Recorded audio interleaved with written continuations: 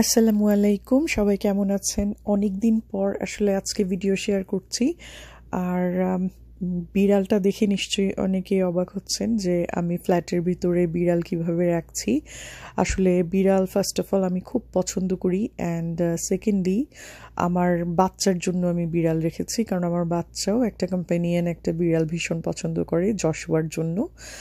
আর পেট বাসায় থাকা অ্যাকচুয়ালি অনেক ভালো। এই জিনিসগুলো অনেকে ভালো করে বুঝে না, আমি ঠিক জানি না সবাই ব্যাপারগুলোকে কিভাবে দেখেন। ঘরে যখন একটা অ্যানিম্যাল থাকে, সেই অ্যানিম্যালটাকে বাচ্চারা যখন কেয়ার করে, ভালোবাসে, যত্ন করে, তখন কিন্তু বাচ্চাদের মানসিক বিকাশটা অন্যভাবে হয়। বাচ্চারা অনেক কাইন্ড হয়, তাদের মধ্যে কাইন্ডনেসটা মানে ভালোভাবে ডেভেলপ হয়। আর বাচ্চাকে যদি কখনোই কোনো অ্যানিম্যাল পালতে দেওয়া না হয় এবং সবসময় যদি পড়ো পড়ো, পড়তে বসো, সারাক্ষণ পড়ো, এভাবে টর্চার করা হয়, কখনোই সেই বাচ্চাটা কিন্তু মানুষের মতো মানুষ হয় না। আমি এটাই বিলিভ করি।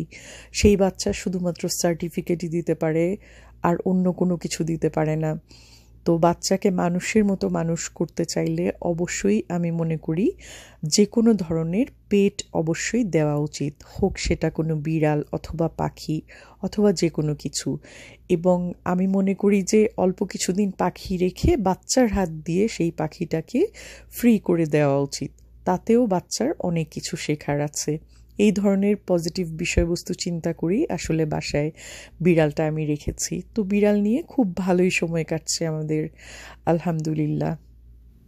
তবে একটা বিষয় না বললেই নয়, পশু পাখি যদি কখনো মরে যায় সেটা কিন্তু বাচ্চাদেরকে অনেক দুঃখ দেয়, বাচ্চারা অনেক লং টাইম আপসেট হয়ে যায়। এটাও একটা কমপ্লেন প্যারেন্টসদের। কিন্তু সেখানেও কিন্তু শেখার মতো অনেক বিষয় আছে। এই বিষয়টা বাচ্চাদেরকে ভালো করে বোঝাতে হবে যে যেই জিনিসটার রুহু আছে, সোল আছে, সেটার ডেথও আছে। এবং মৃত্যু এমন একটা জিনিস যে মৃত্যু একবার হয়ে গেলে সেই অ্যানিমেলটা কখনো কোনো দিন ফিরে আসবে না। এবং এর জন্যই প্রত্যেকটা জীবিত জিনিসের অনেক ভ্যালিউ, এবং আমাদের অনেক কেয়ার করা উচিত যতক্ষণ পর্যন্ত একটা প্রাণী বেঁচে আছে ততক্ষণ তাদেরকে। তো পশু পাখি পালার আসলে অনেক পজিটিভ দিক আছে, আমি এটাই মনে করি।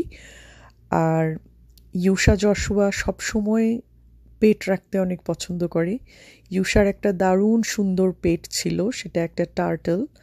আরেকদিন সেই টার্টলটার বিষয়ে শেয়ার করব।